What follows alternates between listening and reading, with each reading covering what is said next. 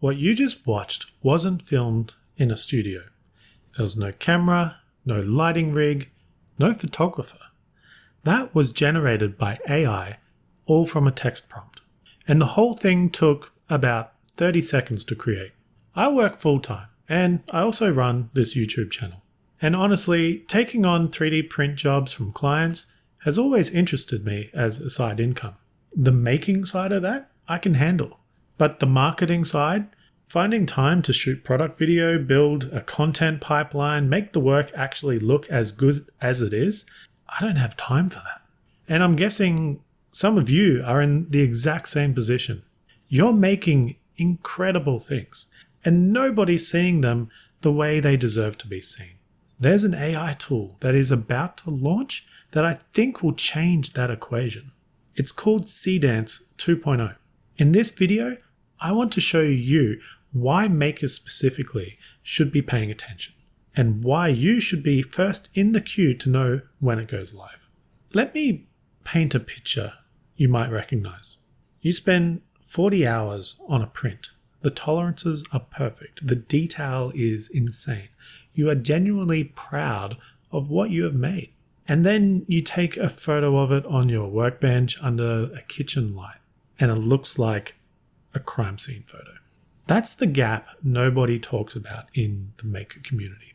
We spend all our time getting better at making things, and almost no time learning how to show people what we made. And look, it's not just about skill. It's about time. If you're anything like me, you're already splitting yourself 3 ways. Day job, making, maybe trying to build a side hustle, telling yourself you'll figure out the marketing side of it later. Later never comes. And hiring someone to do it properly for you? I actually looked into this. The cheapest product photographer quote I got was more than my entire filament budget for the month. So that wasn't happening.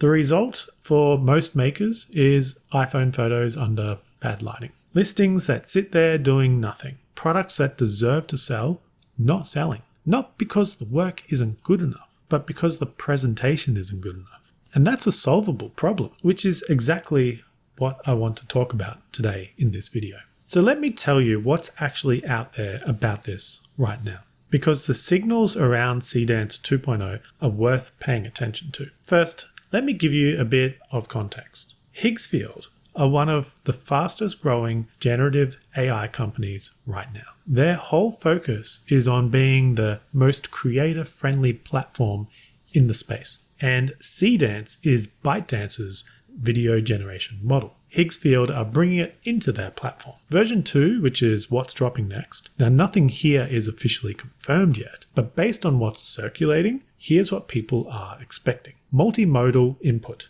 You can feed it images, video, audio, and text all at once, and it figures out how they all work together. Native audio generation. Sound and video are created simultaneously, no separate audio workflow. Prompt-based editing. So you can swap characters, change backgrounds, extend clips, all through text without regenerating from scratch. 1080p output, around 30% faster than the previous version. Character consistency, the same face, the same outfit, the same accessories, locked across every shot. And multi-shot storytelling. You can generate a narrative sequence that flows naturally between scenes. That's the predicted feature set, and if even half of that lands at launch, it's a meaningful step up. But here's the signal that made me sit up.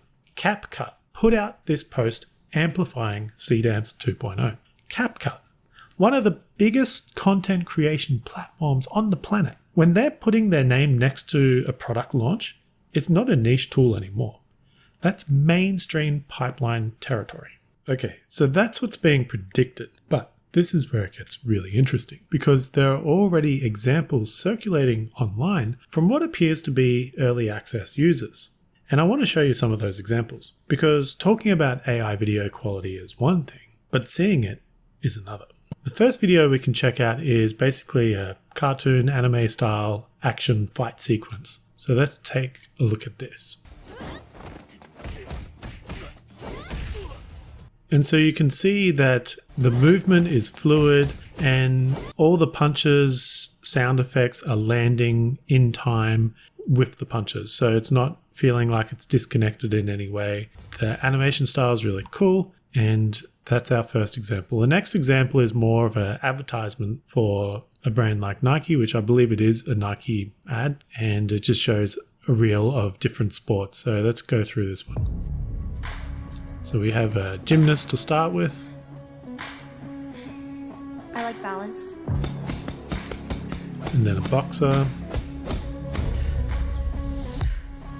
I like strength. And I think with this one, there seems to be an awful lot of sweat that comes off when she hits it. But I mean, yeah, maybe she's working out really hard.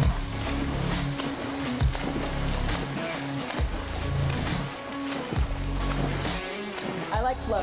Now that's probably the only one where I felt a bit of disconnection, because it doesn't seem like the AI can recognize yet the motion of swimming and talking at the same time. It doesn't have a connection there. It's almost like she doesn't have the water going across her face and it's not affecting her in any way. So if you watch again, you can kind of see her just like talk through her swimming. The swimming itself looks realistic, but just the talking. I like flow.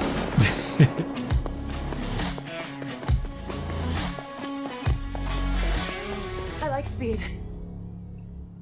So that's really a good example of what you can do with an advertisement. So imagine as a maker what you could do with this, creating your own ad for a product demonstration or something like that. This one's pretty cool. It's a choreographed fight scene and shot as if it was kind of like a behind the scenes practice session.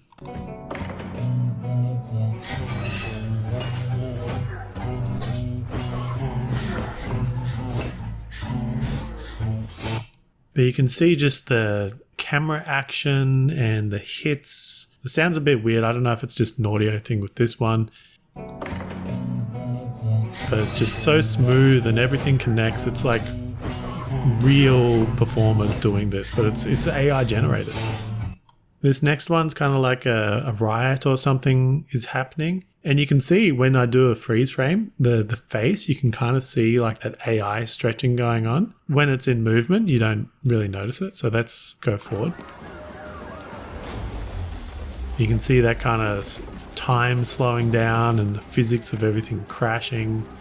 And then he runs back. Now, the thing I find funny about this, I don't understand why he runs into a food stall and crashes into it when he's running basically with the mob. And then he turns around and runs back to the mob as the police are chasing him. It's just like the story doesn't make sense, but it's pretty funny. So he crashes into this thing and then he runs back to the mob with the police chasing him. Like, what is the point of that? This next one's kind of another advertisement style video, but I really like how it demonstrates the consistency through the character. So the character's look, the character's makeup and accessories, the hairstyle, the clothes, the scenery. This is what Seedance 2 is really pushing the boundaries with, that consistency through these shots. Because each of these shots could be generated separately, but it knows to keep that story and that character going through. So I'll show you what you mean. I really like this one.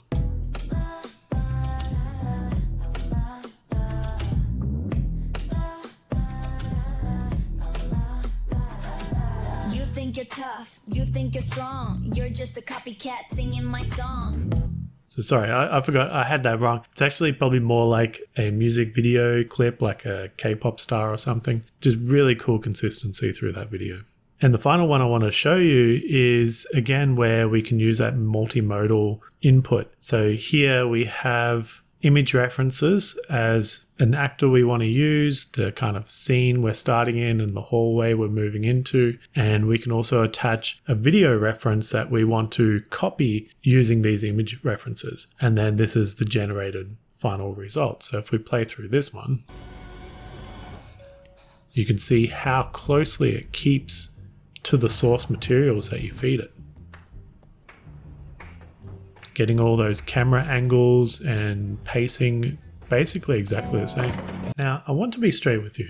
These are pre-release examples. I don't know exactly what prompts they use to produce these results, and specs that haven't officially launched can always change before they do launch. But here's what I do know. The floor on these examples is already higher than most tools I've seen at full release, let alone pre-release. And that matters a lot.